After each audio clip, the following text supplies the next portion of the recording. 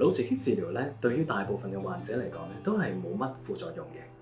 咁如果有喺治療期間可能出現嘅咧，就包括咗喺刺激嘅部位，可能有少少嘅頭皮不適啦，同埋有輕微嘅前額肌肉嘅抽動咁樣。咁而少部分嘅患者咧，可能喺治療之後出現一啲輕微而又短暫嘅頭痛。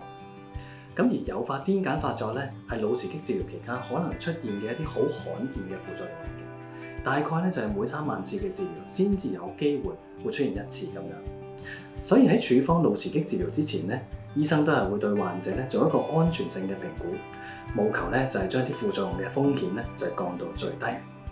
咁而腦刺激治療咧對於認知嚟講係冇任何負面嘅影響嘅。咁所以患者喺接受完治療之後咧，其實係可以正常地做返每一日嘅日常活動嘅，包括揸車。